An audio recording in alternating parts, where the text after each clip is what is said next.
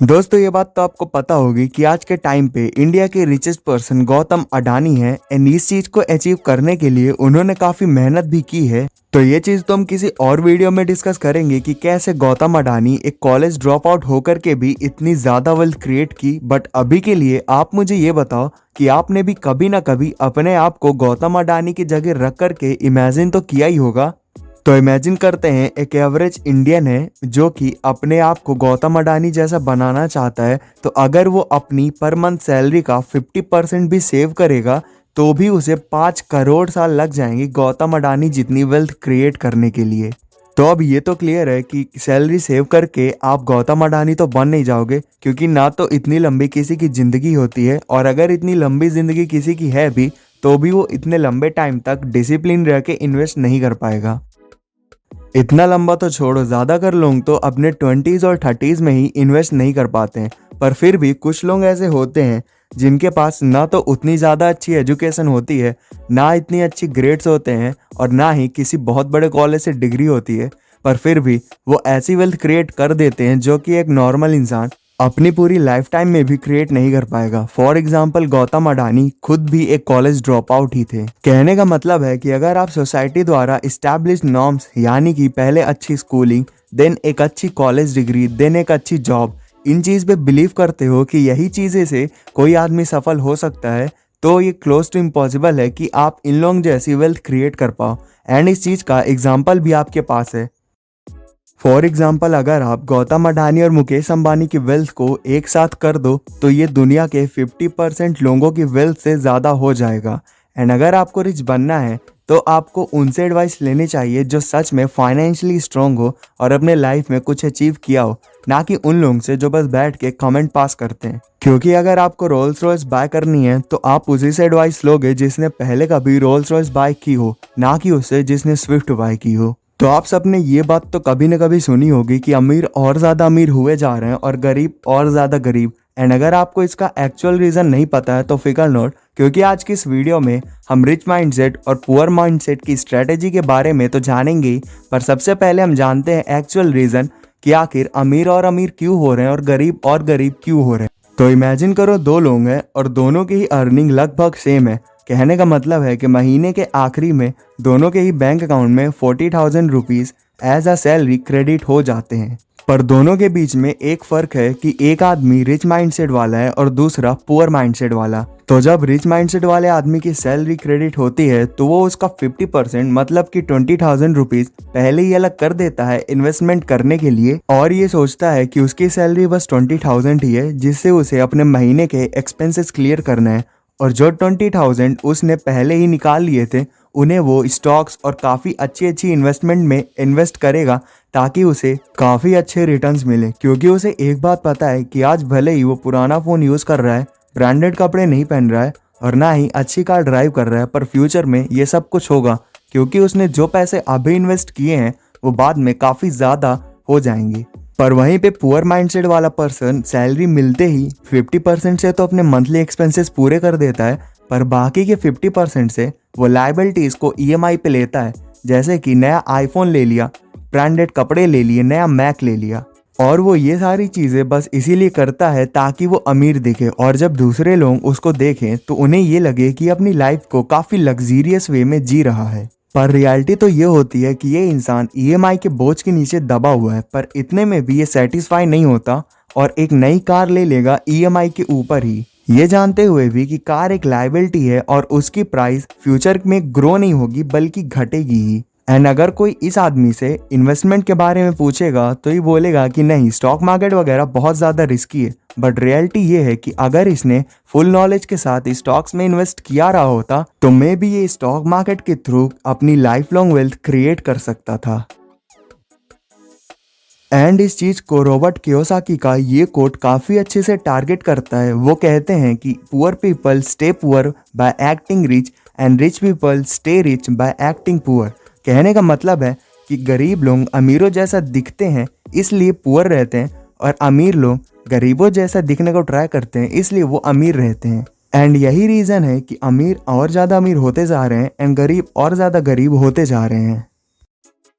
तो सबसे बड़ा रीज़न जिसके कारण मैक्सिमम लोग अपना लॉस करते हैं वो है celebrity investor like Rakesh Jhunjhunwala, Vijay Kedia जैसे लोगों का पोर्टफोलियो कॉपी करना। जैसे ही कोई न्यूज़ आती है कि राकेश झुनझुनवाला इस स्टॉक में इन्वेस्ट करने वाले हैं तो कई सारे लोग उस स्टॉक को ऑलरेडी बाय कर लेते हैं। पर अगर झुनझुनवालों को वो स्टॉक बेचना भी पड़ जाए या फिर वो स्टॉक क्रैश ही क्यों ना हो जाए, उन्हें लॉस नहीं होगा क्योंकि वो स्टॉक उनके पोर्टफोलियो का काफ़ी छोटा हिस्सा रहता है। पर जिन लोगों ने आरजे सर को कॉपी करके वो स्टॉक बाय किया था उन्हें काफ़ी ज़्यादा फर्क पड़ने वाला है क्योंकि उन लोगों के पोर्टफोलियो का मेजर हिस्सा वो स्टॉक ही रहता है।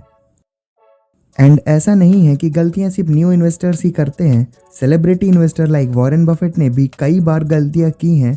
For example Dexter Shoe company में वॉरेन बफेट ने इन्वेस्ट किया था ये सोच के कि ये कंपनी काफ़ी ज़्यादा आगे जाएगी, पर हुआ इसका बिल्कुल अपोजिट। तो हुआ कुछ ऐसा कि वॉरेन बफेट ने बर्कशायर हैथवे के अराउंड 25,000 से भी ज़्यादा शेयर्स को बेच करके डेक्स्टर सू कंपनी में इन्वेस्ट किया एंड वो कंपनी पूरी तरीके से लॉस में चली गई।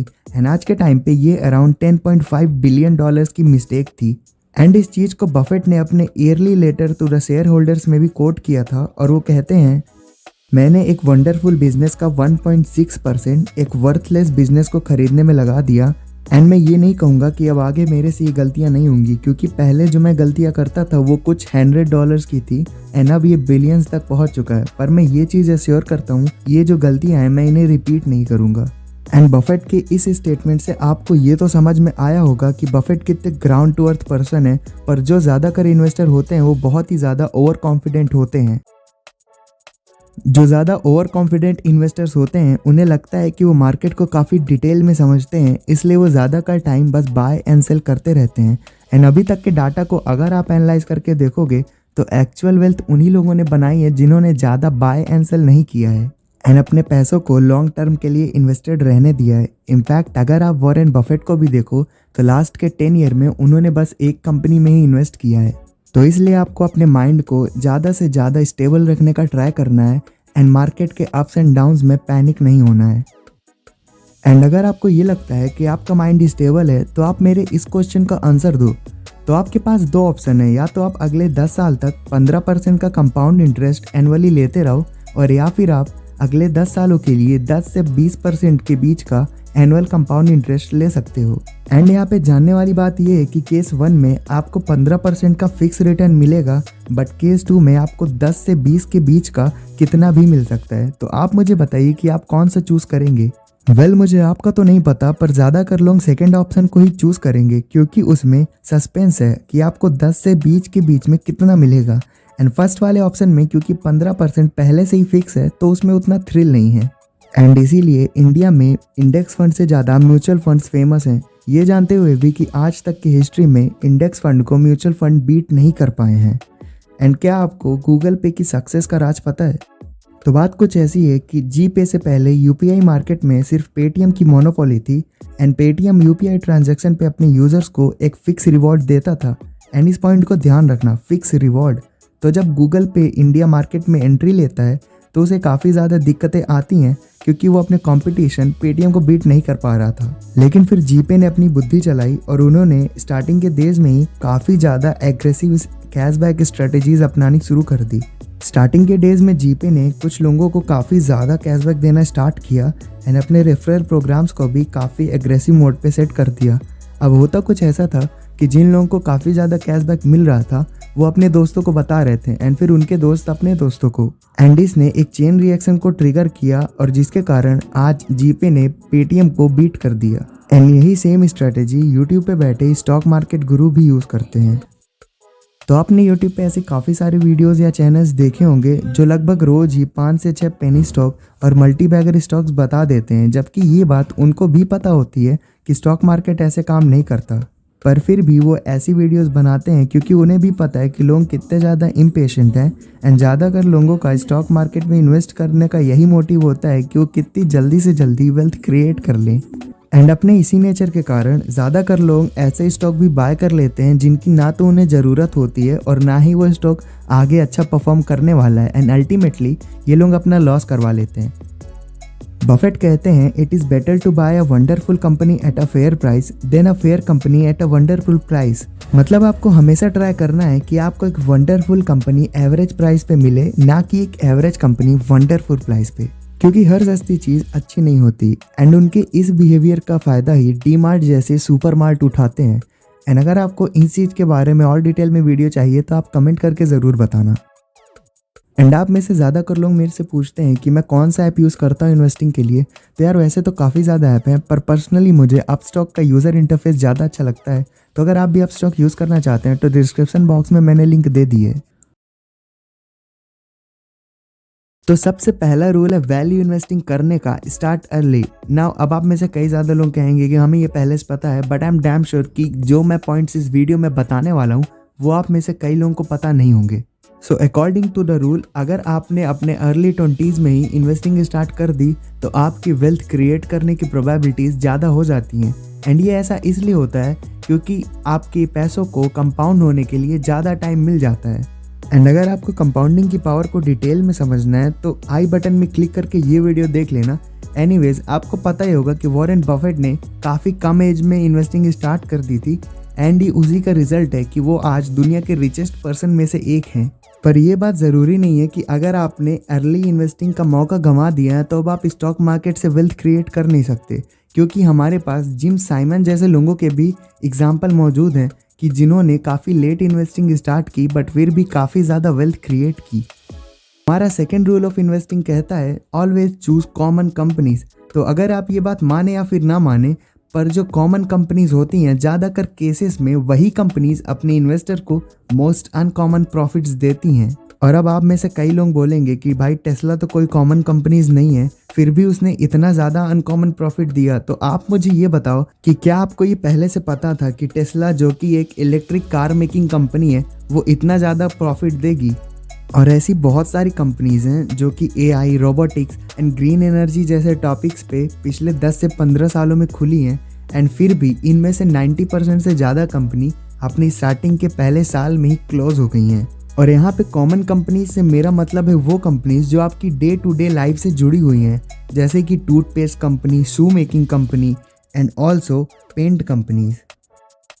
एंड वॉरेन बफेट भी इस चीज़ को सपोर्ट करते हुए कहते हैं कि दुनिया चाहे कितना भी बदल जाए, पर इंटरनेट कभी भी लोगों के खाने या फिर च्युइंगम चबाने या फिर सेव करने के तरीकों को नहीं बदल सकता।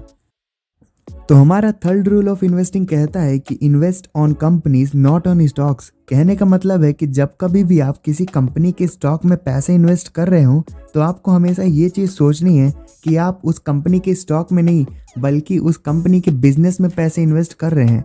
एंड हाँ, इन दोनों चीज़ में फ़र्क है, क्योंकि जब कभी भी आप किसी कंपनी में पैसे इन्वेस्ट करते हो तो आप भी उस कंपनी के छोटे ही सही पर एक हिस्सेदार हो जाते हो। मतलब वो कंपनी भी अब से आपकी थोड़ी सी ही सही पर आपकी भी है। मतलब अब से आपको किसी की कही सुनाई बातों पे नहीं आना है, ना ही किसी और की टिप को उठाना है। अब आपको खुद से ही कंपनी के फंडामेंटल को पहले अच्छे से एनालाइज करना है एंड फिर इन्वेस्ट करना है। So the fourth and most important rule of investing is hold for long term. अब इस पॉइंट को ध्यान से समझना, क्योंकि ये रूल इन्वेस्टिंग का मोस्ट इम्पॉर्टेंट रूल है।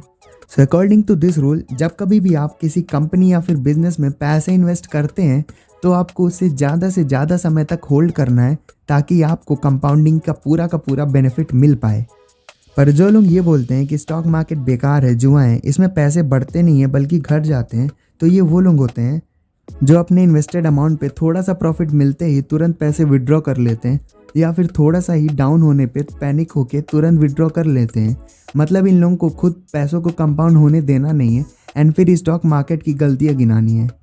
इनफैक्ट वॉरेन बफेट ये खुद कहते हैं कि जब कभी भी मैं किसी कंपनी में इन्वेस्ट करता हूँ तो मैं ये मान के चलता हूँ कि अब आने वाले 10 से 20 सालों के लिए मार्केट बंद है।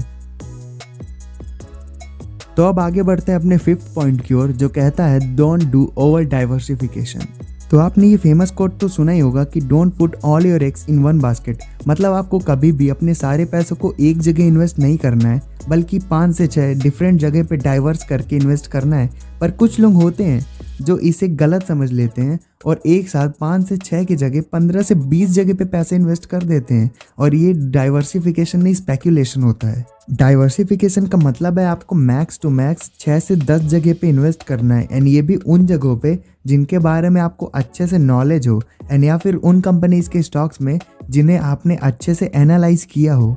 बट कुछ लोग होते हैं जो एक साथ 20 से 30 कंपनीज में इन्वेस्ट कर देते हैं, ये समझ के कि स्टॉक्स कोई लॉटरी टिकट है कि इसका भी खरीद लो, इसका भी खरीद लो। इन्हें ये समझना होगा कि स्टॉक्स कोई लॉटरी टिकट नहीं है। एंड ना इस तरीके से आप रातों रात अमीर बन सकते हैं, क्योंकि आपको ये समझना होगा कि स्टॉक्स के पीछे एक्चुअल बिजनेसेस हैं। मतलब अगर आपको 1000% का प्रॉफिट चाहिए तो उस बिजनेस को भी 1000% तक ग्रो होना पड़ेगा। सो बिना सोचे समझे आपको इन्वेस्ट कभी नहीं करना है। नाउ एज आई प्रॉमिस्ड, अब मैं आपको एक बोनस इन्वेस्टिंग टिप बताऊंगा जो आपको कभी भी इन्वेस्टिंग करने से पहले ज़रूर ध्यान देनी चाहिए। So the rule is always keep an I on company promoters. कहने का मतलब है कि आपको कंपनी के प्रमोटर्स के ऊपर ध्यान रखना है कि क्या वो कंपनी को सीरियसली ले भी रहे हैं या फिर नहीं, और क्या वो प्रमोटर्स कंपनी के शेयर्स को बाय बैक कर रहे हैं या नहीं, क्योंकि ये शो करता है कि प्रमोटर्स कंपनी को लेके सीरियस है, एंड इससे बिजनेस के फ्यूचर में अच्छा करने की प्रोबेबिलिटीज काफ़ी ज़्यादा बढ़ जाती हैं। So guys, that was all about the video. बाकी अगर वीडियो पसंद आया हो तो चैनल को सब्सक्राइब करके बेल नोटिफिकेशन ऑन कर लेना। तो मिलते हैं आपसे अगले वीडियो में, तब तक के लिए जय हिंद।